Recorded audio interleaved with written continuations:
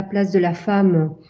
Et donc, ce qui est quand même assez surprenant ou dichotomique, c'est un peu la réalité, on va dire, de l'amour des femmes qu'il avait, qu'il s'agisse de Joséphine, entre autres, et en revanche, le pas qu'il n'a pas franchi alors qu'il était révolutionnaire et novateur dans beaucoup d'autres domaines. Comment se fait-il que par rapport au statut de la femme, Napoléon n'ait pas apporté un vent nouveau de fraîcheur par rapport à ce domaine-là?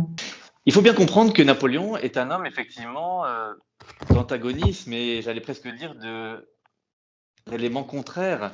C'est un enfant effectivement issu des écoles royales militaires, donc j'allais presque dire d'une petite noblesse corse qui est assez conservatrice. Et de l'autre, il s'est engagé auprès de la Révolution et a accepté les idées nouvelles. Mais lorsqu'il exécute et qu'il lance la réforme ultime, qui est donc son code civil, la place des femmes n'est pas celle qu'avait espérée une grande partie des révolutionnaires précédemment. Pour quelle raison?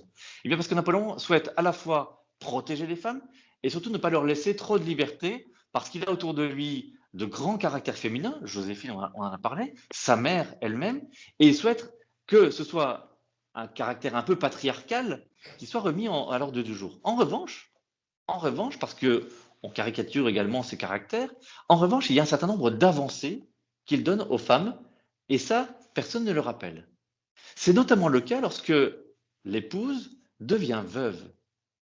Lorsqu'elle devient veuve, eh bien, une femme peut reprendre en activité l'ensemble des éléments commerciaux qui étaient ceux de son mari.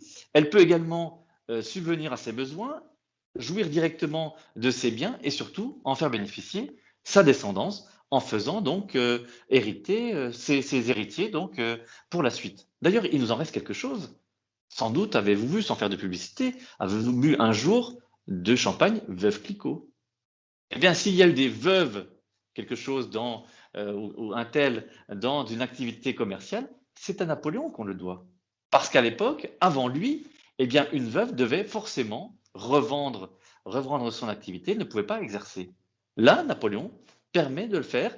Donc, j'allais dire, c'est un premier pas, bien modeste évidemment, mais c'est un premier pas qui comprend qu'effectivement, Napoléon avait vu en sorte que l'avenir, pour une large part, se faisait et se ferait avec les femmes.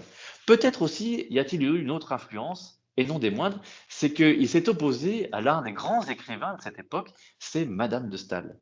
Et en voyant que Madame de Staël elle-même souhaitait s'ingérer dans les idées politiques du moment, avec un certain nombre de textes, comme par exemple de l'Allemagne, qui a eu un grand impact à l'époque, eh bien Napoléon a-t-il demandé à ce que les législateurs, dans l'écriture du Code civil, ne donnent pas la place que l'on pouvait peut-être espérer quand on avait vu les demandes des révolutionnaires précédemment.